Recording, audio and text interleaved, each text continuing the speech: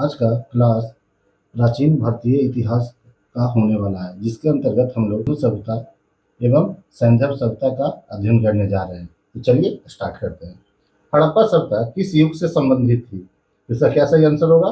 कांस्य युग से। हड़प्पा सभ्यता की खोज किस वर्ष में हुई थी? तो कब हुई थी? 1921 ईस्वी में। हड़प्पा की खोज का श्रेय किसे दिया जाता है? राय बहादुर दयाराम साहनी को। हड़प्पा सभ्यता का काल क्या था? 2500 ईसा पूर्व से लेकर 1500 ईसा पूर्व तक। चलिए आगे देख लेते हैं। किस आधार पर हड़प्पा सभ्यता का काल 2350 ईसा पूर्व से 1750 ईसा पूर्व माना गया? तो उसकी जांच के लिए एक विधि होती है, जिसमें भी जीवाश्म रहेंगे उसके लिए कौन सी परीक्षण किया जाता है? तो कौन सी विधि के द्वारा किया गया? रेडियो कार्बन परीक्षण C14 द्वारा। हड़प्पा सभ्यता का प्रचलित नाम क्या था? सिंधु घाटी सभ्यता। हड़प्पा संस्कृति की जानकारी का प्रमुख स्रोत है, तो क्या स्रोत है? तो वहाँ की पुरातात्विक खुदाई से जो हमें अवशेष मिले उसी के आधार पर हम लोगों को जानकारी प्राप्त होती है। हड़प्पा सभ्यता के औजार और अस्त्र मुख्यतः बनाए जाते थे किस चीज से? तो तांबा, टीन एवं कांसे से। यहाँ पर कोई लोहा नहीं मारेगा, यहाँ पर लोहा सही आंसर नहीं होगा। तांबा, टीन एवं कांसे से। भारत में चांदी की उपलब्धता की प्राचीनतम साक्ष्य कहाँ से मिलते हैं? तो हड़प्पा संस्कृति से मिलते हैं चांदी की प्राचीनतम साक्ष्य। हड़प्पा सभ्यता में खत्ती या भंडारगिरी सबसे अधिक कहाँ पाए गए? तो कहाँ पाए गए? हड़प्पा में। किस हड़प्पा कालीन स्थल से पुजारी की प्रस्तर मूर्ति प्राप्त हुई? तो मोहनजोदड़ो से। हड़प्पा में एक उन्नत जल प्रबंधन प्रणाली का पता कहाँ से चलता है? ये बहुत इंपॉर्टेंट प्रश्न हो जाता है दोस्तों। इसका आंसर क्या होगा? धौलावीरा से। हड़प्पा के मिट्टी के बर्तनों पर किस रंग का प्रयोग हुआ है? ये क्वेश्चन भी कई बार एग्जाम में आ चुका है, तो इसका आंसर क्या होगा? लाल एवं काला। हड़प्पा के मिट्टी के बर्तनों पर किस रंग का प्रयोग हुआ है? तो लाल एवं काला। सिंध का नखलिस्तान या बाग हड़प्पा सभ्यता से किस पुरा स्थल को कहा जाता है? तो मोहनजोदड़ो को। नखलिस्तान किसे कहा जाता है? तो मोहनजोदड़ो को। मोहनजोदड़ो कहाँ स्थित है? तो सिंध में। पाकिस्तान का जिला है, राज्य है, वो क्या है? सिंध, वही से। चलिए आगे देखते हैं। हड़प्पा वासी किस वस्तु के उत्पादन में सर्वप्रथम थे? तो कपास के उत्पादन में। हड़प्पा सभ्यता में भगवान शिव की पूजा किस रूप में की गई? पशुपति के रूप में। हड़प्पा सभ्यता से संबंधित स्थल मालवन स्थित है कहाँ? तो गुजरात में, भारत के गुजरात में। हड़प्पा लिपि में कौन सी लिपि सर्वाधिक के साम्य रखती है, यानी कि उसी की तरह रखती है? तो द्रविड़ लिपि। हड़प्पा संस्कृति के स्थलों का सर्वाधिक संकेंद्रण किस नदी के किनारे प्राप्त हुई है? यानी किस नदी के किनारे सर्वाधिक बस्ती या स्थल मिले हैं हड़प्पा संस्कृति के? तो कौन सी नदी? हाखड़ा नदी एवं सरस्वती नदी के किनारे। चलिए आगे देखते हैं दोस्त। किस पुरातात्वविद ने सिंधु घाटी स्थल मोहनजोदड़ो की प्रारंभिक खोज की थी? तो राखलदास बनर्जी ने। किसने खोज की थी? राखलदास बनर्जी ने। किस सभ्यता का सर्वाधिक उपयुक्त नाम सिंधु सभ्यता का सर्वाधिक उपयुक्त नाम है? हड़प्पा सभ्यता। सिंधु सभ्यता का सर्वाधिक उपयुक्त नाम क्या है? हड़प्पा सभ्यता। सिंधु सभ्यता क्यों कहा जाता है? क्योंकि सिंधु नदी के किनारे ज्यादातर ये जगह मिले, और सबसे पहले कौन सा स्थल मिला? तो हड़प्पा मिला, तो इसे हड़प्पा सभ्यता भी कहा जाता है। सिंधु सभ्यता किस युग से संबंधित था? तो आज ऐतिहासिक युग से। ये प्रश्न याद कर लीजिएगा, भी आई है हर हाल में। सिंधु सभ्यता का कौन सा स्थान भारत में स्थित है? तो लोथल। सिंधु घाटी की सभ्यता मुख्यतः कैसी थी? तो नगरी या शहरी, दोनों से जो भी रहेगा आंसर दीजिएगा। चलिए आगे देखते हैं। सिंधु घाटी सभ्यता किस रूप में जानी जाती है? इसका सही आंसर क्या हो जाएगा फ्रेंड्स? नगर नियोजन के रूप में। सिंधु सभ्यता के लोगों का मुख्य व्यवसाय क्या था? कृषि। सिंधु घाटी सभ्यता के व्यक्तियों का मुख्य आहार क्या था? तो गेहूं था। सिंधु घाटी सभ्यता के लोगों का धर्म प्रमुखतः किस पर आधारित थी? तो मातृ देवी की पूजा पर। सिंधु सभ्यता के प्रमुख स्थल उत्खननकर्ता, उत्खनन वर्ष, नदी एवं स्थिति। तो चलिए देख लेते हैं उसमें क्या क्या है। प्रमुख स्थल है, उत्खनन करता है, उत्खनन वर्ष है, नदी एवं स्थिति, कहाँ स्थित है, जो किस नदी किनारे है, किस वर्ष हुआ, खोज, कौन व्यक्ति थे जिन्होंने खोज किया, और कौन कौन सा स्थल हमें मिला। तो हड़प्पा सर्वाधिक इंपॉर्टेंट स्थान है कौन सा, हड़प्पा। इसका सारा डाटा आप लोगों को याद करना पड़ेगा। दयाराम साहनी एवं माधव स्वरूप वत्स, उत्खननकर्ता कौन थे, दयाराम साहनी एवं माधव स्वरूप वत्स। वर्ष 1921। हड़प्पा किस नदी के किनारे मिला, तो रावी। और स्थिति कहाँ है, पाकिस्तान का मोंटगोमरी जिला। चलिए उसी तरह दूसरा बहुत इंपॉर्टेंट हो जाता है मोहनजोदड़ो। मोहनजोदड़ो की खोज करता या उत्खनन करता राखल दास बनर्जी। वर्ष क्या था, 1922। नदी सिंधु, और पाकिस्तान का सिंध प्रांत का लरकाना जिला। चलिए आगे देख लेते हैं। सिंधु नदी और कौन कौन है, चाहुंदड़ो भी सिंधु नदी पर ही है, और कोट दीजी, सॉरी हाँ कोट दीजी, ये भी सिंधु नदी पर है। तीन नदी पर कौन कौन जगह स्थित है, तो मोहनजोदड़ो और चाहुंदड़ो और कोट दीजी। चलिए आगे देख लेते हैं। जो इंपॉर्टेंट है बस उसी का नाम लेते हैं, आप लोग स्क्रीनशॉट ले लीजिएगा और इसको याद कर लीजिएगा। आगे इंपॉर्टेंट हो जाता है रंगपुर। रंगपुर का खोज किसने की है, यहाँ माधव स्वरूप वत्स थे। हड़प्पा में दूसरे व्यक्ति, यहाँ प्रथम व्यक्ति थे माधव स्वरूप वत्स। वर्ष कौन सा था, 1953। नदी कौन सी थी, मादर। और गुजरात का काठियावाड़ जिला। आगे देख लेते हैं। रोपड़ इंपॉर्टेंट हो जाता है फ्रेंड्स, तो रोपड़ को हम लोग देख लेंगे। रोपड़ की खोज करता है यज्ञदत्त शर्मा। वर्ष 1953। नदी सतलज, और पंजाब का रोपड़ जिला। चलिए उसी तरह से लोथल भी बहुत इंपॉर्टेंट है। लोथल के बारे में आप लोग जानेंगे आगे इसका डिटेल। इसलिए खोज करता है SR राव। वर्ष 1954। भोगवा नदी और गुजरात का अहमदाबाद जिला। उसके बाद इंपॉर्टेंट कौन हो जाता है फ्रेंड्स, धौलावीरा। धौलावीरा का खोज करता है रविंद्र सिंह विष्ट। 1990 से 91। लूनी नदी और गुजरात का कच्छ जिला। चलिए एक बार ये सारे जो स्थल है ये मैप पर देख लेते हैं। तो देखिए क्वेश्चन पूछेगा कि सिंधु घाटी सभ्यता का सबसे उत्तरी स्थल कौन सा होगा, सबसे दक्षिणी स्थल कौन सा होगा, सबसे पूर्वी स्थल कौन सा है, एवं सबसे दक्षिणी स्थल कौन सा है। तो थोड़ा सा एक नजर देख लेते हैं। सबसे पहले हम लोग उत्तर का देख लेते हैं। चौहदी बनाया जाए तो इसी तरह से बनेगा, ऊपर में नॉर्थ हो जाएगा, नीचे साउथ, इधर ईस्ट, और इस साइड में वेस्ट। तो सबसे पश्चिमी स्थल कौन सा है, सुत कांगे डोर। सबसे पश्चिमी स्थल कौन सा हो जाएगा, सुत कांगे डोर। ये कौन सी नदी पर था, दासक नदी। और कौन सा स्थान है ये, पाकिस्तान का बलूचिस्तान। उसी तरह से हम लोग सबसे पूर्वी स्थल देख लेते हैं। सबसे पूर्वी स्थल आलमगीरपुर, यानी सिंधु घाटी सभ्यता का सबसे पूर्वी स्थल कौन सा है, आलमगीरपुर। किस नदी के किनारे है ये, तो हिंडन नदी के किनारे। यहाँ पर ये नदी आती है, ये जो कौन सा है, हिंडन नदी। जिला मेरठ और स्थान यूपी। उसी तरह से आगे हम लोग सबसे उत्तरी पूरा स्थल देख लेते हैं। सबसे उत्तर में कौन सा स्थल था, तो सबसे उत्तरी पूरा स्थल चिनाब नदी के तट पर अखनूर के निकट मांदा मांदा मांदा स्थल था। क्या नाम था, मांदा। दक्षिणी स्थल कौन सा था पूरा स्थल, तो गोदावरी नदी के तट पर, नीचे में मैप में नहीं दिया, नीचे में था। दक्षिण में कौन सा था, दाइमाबाद गोदावरी नदी के तट पर। चलिए देख लिए एक बार इन सब स्थलों को, जो अभी एग्जाम में देखे, एक बार इन सब स्थलों को हम लोग देख लेते हैं जो हमें अभी चार्ट में प्राप्त हुआ था। तो देखते हैं सबसे पहले कौन कौन सा इंपॉर्टेंट जगह है। लोथल हम लोग देखें, रंगपुर देखें, सुरकोटदा देखें, धौलावीरा देखें, और कौन सा देखें, कालीबंगा देखें। ये सब अभी स्थल का नाम ले रहे हैं, सब कहाँ है, भारत में है। और आलमगीरपुर, इतना मिल गया। पाकिस्तान वाले क्षेत्र देखिए कि हम रोपड़ भी है इंपॉर्टेंट, रोपड़ से भी प्रश्न रहता है। अब वनवाली, कालीबंगा देख ही चुके हैं। अब हम लोग पाकिस्तान वाले क्षेत्र में आते हैं। सूत कांगेडोर, सूत देखिए इंपॉर्टेंट। मोहनजोदड़ो सबसे इंपॉर्टेंट, कौन सा स्थल हो जाता है, मोहनजोदड़ो। और भी कोई स्थल बचा है, हड़प्पा। तो ये सब सारे जगह आप लोग देख लीजिए मैप में कौन कहाँ पर स्थित है। उसके बाद आगे हम लोग बढ़ते हैं। हड़प्पा की स्थिति आप लोग देख रहे हैं किस नदी पर है, जो हड़प्पा यहाँ रावी नदी के पर स्थित है, तट पर स्थित है। और सिंधु पर मोहनजोदड़ो है ये स्थान, और चाहुंदड़ो इसी का शाखा में आता है। चलिए फ्रेंड्स, सिंधु काल में विदेशी व्यापार किसे किसके साथ होता था, कहाँ से क्या चीज आता था, तो सोना कहाँ से आयात किया जाता था सिंधु घाटी सभ्यता में, कर्नाटक, अफगानिस्तान एवं ईरान से।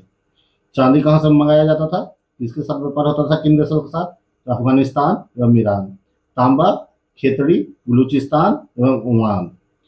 टीन, टीन कहाँ से आता था? अफगानिस्तान एवं ईरान से। सीसा का आयात कहाँ से किया जाता था व्यापार? ईरान, अफगानिस्तान एवं राजस्थान से। गोमेद, सौराष्ट्र और लाजवर्द, मेसोपोटामिया। मेसोपोटामिया का सभ्यता आप लोगों को मालूम है? कहा जाता है संभवतः सबसे पुरानी सभ्यता मेसोपोटामिया की सभ्यता ही थी।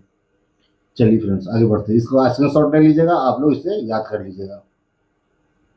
सिंधु सभ्यता के घर किससे बनाए जाते थे? तो किससे बनाए जाते थे? ईंट से।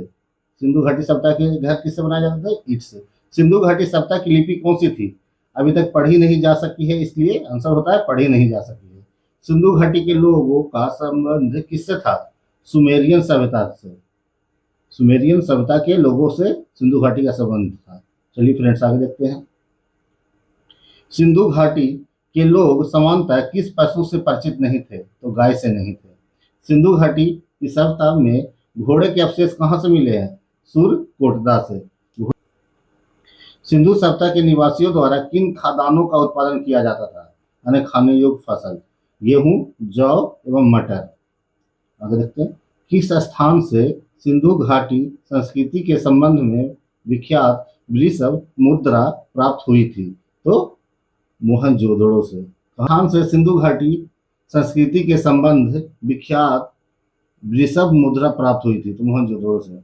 सिंधु घाटी के लोग अनभिज्ञ थे, किसी से परिचित नहीं थे? तो लोहे से। अब पूछा जाता है तो किससे परिचित नहीं थे, तो इसका सही आंसर क्या होगा? लोहे से सिंधु घाटी के लोग परिचित नहीं थे। सिंधुवासी सीसा का आयात कहाँ से करते थे? अभी चार्ट में देखे थे हम लोग, ईरान से। सिंधुवासी सेल खड़ी का आयात कहाँ से करते थे? तो राजस्थान से। सिंधुवासी फिरोजा कहाँ से प्राप्त करते थे, कहाँ से मंगाते थे? तो मध्य एशिया से। सिंधु सभ्यता की मुद्रा में किस देवता के समतुल्य चित्रांकन मिलते हैं?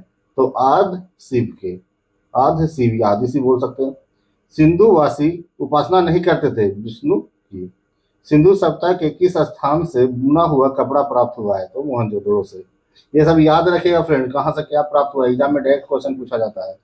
सिंधु घाटी के लोग विश्वास करते थे तो किसमें? मातृ शक्ति में।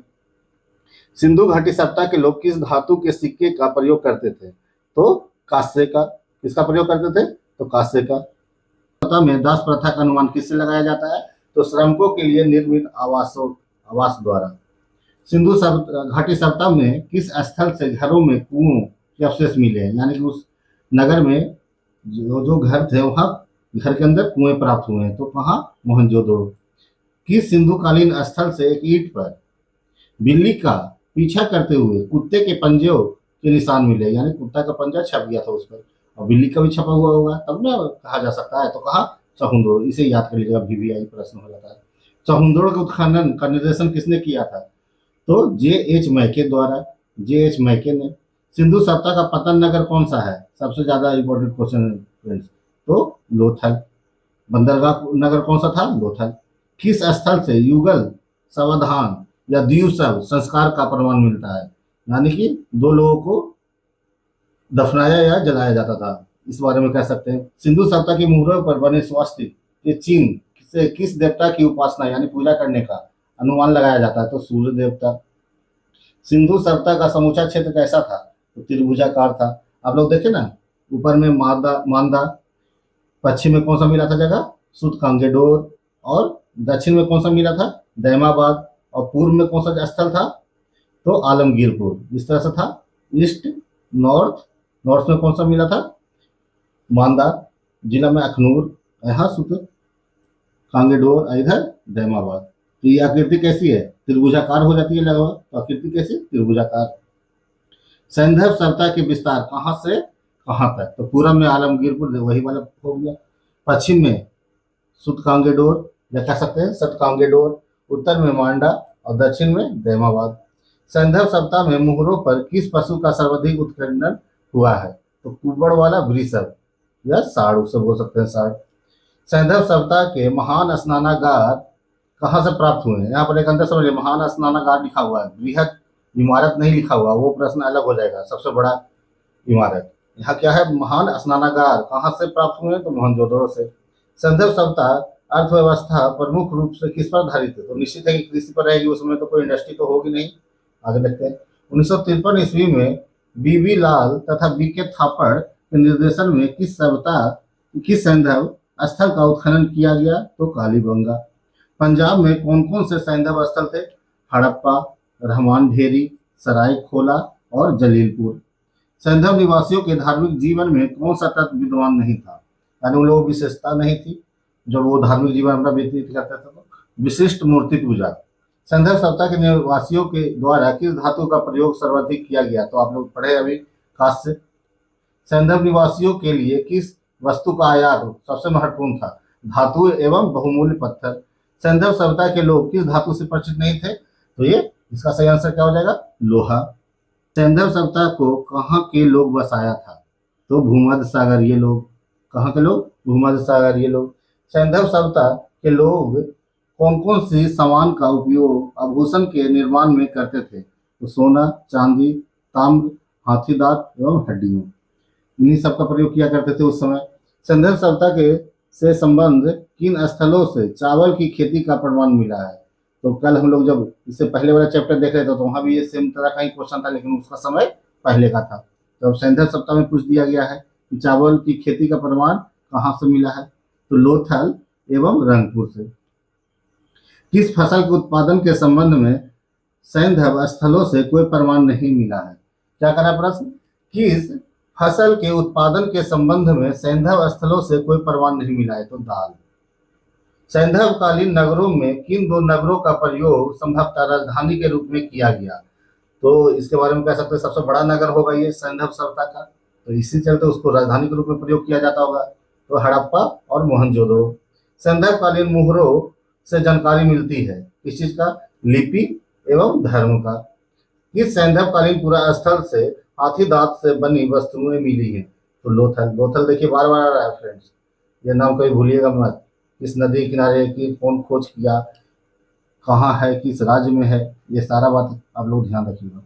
अब तक सैंधव संस्कृति के कितने पुरा स्थलों का खनन हो चुका है? तो 2501। ये डाटा आगे भी अब बढ़ता जाएगा क्योंकि लगातार हो ही रहा है। सैंधव सभ्यता की ईंटों का अलंकार किस स्थान से मिला है? अल कालीबंगा। पाक सैंधव संस्कृति थी, वो कैसे संस्कृति थी? पाक सैंधव। सैंधव हो जाएगी नगरी, और पाक सैंधव संस्कृति कैसी थी? तो ग्रामीण। नवपाषाण युग की कौन सी विशेषता थी? प्रारंभिक कृषि संस्कृति। भारत में खोजा गया सबसे पुराना शहर कौन सा था? यानी हड़प्पा का सबसे पुराना शहर कौन सा था? तो हड़प्पा। भारत में चांदी की उपलब्धता के प्राचीनतम साक्ष्य मिलते हैं, कहाँ से मिलते हैं? हड़प्पा संस्कृति से। कहाँ से मिलते हैं? हड़प्पा संस्कृति से। कालीबंगा कहाँ स्थित है? यानी कि भारत के किस राज्य में पूछ रहा है? तो राजस्थान में। पूरा पाषाण काल में सावधान की कौन सी प्रवृत्तियां प्रचलित थी? तो मानव के साथ कुत्तों को गाड़ना, याद रखिएगा फ्रेंड्स। नवपाषाण काल की धार्मिक प्रथा के संबंध में कौन सी अभिलक्षण स्पष्ट रूप से परिलक्षित होते हैं? तो मातृ देवी की पूजा धार्मिक जीवन में। आगे देखते हैं फ्रेंड्स। मोहनजोदड़ो की सर्वाधिक चौड़ी सड़क जिसे राजपथ कहा जाता था, उसकी चौड़ाई कितनी थी?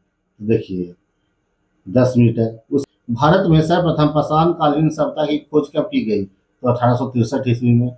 भारत में जानवर पालने की शुरुआत कब हुई? मध्य पाषाण काल से। कब से हुई? मध्य पाषाण काल से। भारत में नवपाषाण काल युग का प्रारंभ कब से माना जाता है? तो 7000 ईसा पूर्व के लगभग से। सर्वप्रथम पूर्व पाषाणकालीन उपकरण भारत के किस स्थान से खोजा गया? तो ये प्रश्न कल भी आ रहा था ये जगह। दक्षिण भारत की कार्तलायर नदी से। कहाँ से? कोर्तलायर नदी से। सर्वप्रथम पाषाणकालीन उपकरण को खोजने का श्रेय किसे दिया जाता है? डी टेरा को। किसे दिया जाता है? डी टेरा को। सर्वप्रथम पाषाणकालीन उपकरण खोजने का श्रेय किसे दिया जाता है? डी टेरा को। किस नवपाषाणकालीन स्थल के से मालिक के साथ कब्रों में कुत्तों को भी दफनाया जाने का अवसर प्राप्त हुआ है? तो बुर्जहुम। कहाँ ये फ्रेंड्स? जम्मू कश्मीर में। किस हड़प्पाकालीन स्थल से एक ईंट पर बिल्ली का पीछा करते हुए कुत्ते के पंजे का निशान मिला? ये प्रश्न आगे भी हो चुका था। सहुंदड़ो।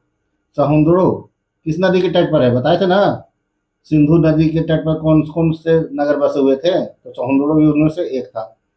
सहुंदड़ो को का उत्खनन का निर्देशन किया था, किसने किया था? J.H. मैके ने।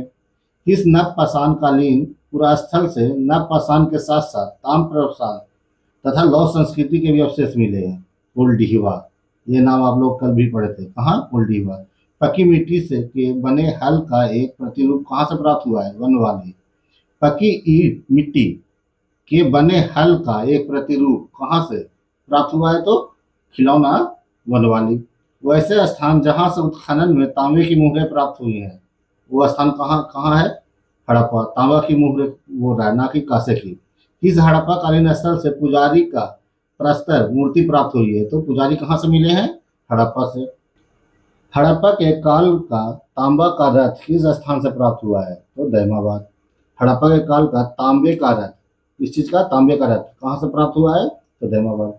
जौ, तिल, सरसों के सर्वाधिक साक्ष्य कहाँ से प्राप्त हुए हैं? वनवाली से। वनावाली से। वो ऐसे स्थान जहाँ यज्ञ स्थल प्राप्त हुए, यानी कि यज्ञ स्थल जहाँ पूजा पाठ ज्यादा होता था, कालीबंगा। पूजा पाठ में यज्ञ स्थल का उपयोग किया जाता है ना, तो कहाँ से? कालीबंगा। नृत्य करती हुई नारी की कांस्य मूर्ति सिंधु सभ्यता के किस स्थान से प्राप्त हुई है? वीवीआई प्रश्न है, इसे टिक मार लीजिए। मोहनजोदड़ो से। मोहनजोदड़ो से। घोड़े के जीवाश्म में होने का साक्ष्य कहाँ से प्राप्त हुआ है? तो सूरकोटदा से। कहाँ से? सूरकोटदा से। हड़प्पा सभ्यता के लोग किस जानवर से परिचित नहीं थे? यहाँ पर अभी घोड़ा का अस्थि पंजर मिला है, तो ये तो नहीं होगा फ्रेंड्स। गाय से परिचित नहीं थे। वो ऐसे स्थान जहां से हल चलाने का साक्ष्य प्राप्त हुआ है। देखिए प्रश्न रिपीट हुआ। कालीबंगा। मोहनजोदड़ो की सबसे बड़ी इमारत आ गया ना, वहां बृहद स्नानागार था। अब पूछ दिया मोहनजोदड़ो के, ना कि सिंधु घाटी सभ्यता के पूछा है। इस प्रश्न का अंतर समझिएगा, और एग्जाम में क्वेश्चन बनाने में दिक्कत मत कीजिएगा। मोहनजोदड़ो नगर की सबसे बड़ी इमारत कौन सी थी? तो अन्नागार थी। पूरा पाषाण काल के लोग को किस प्रजाति का माना जाता है, यानी कि किस प्रजाति के थे वो लोग? तो नेग्रीटो। इस प्रजाति के नेग्रीटो। आधुनिक मानव या होमोसेपियन का उदय कब हुआ? 40,000 ईसा पूर्व।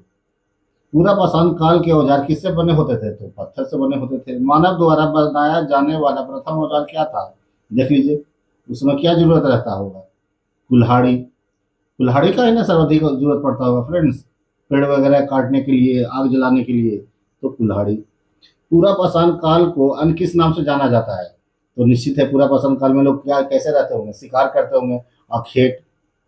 अखेट को ही क्या बोलते हैं? शिकार। शिकार।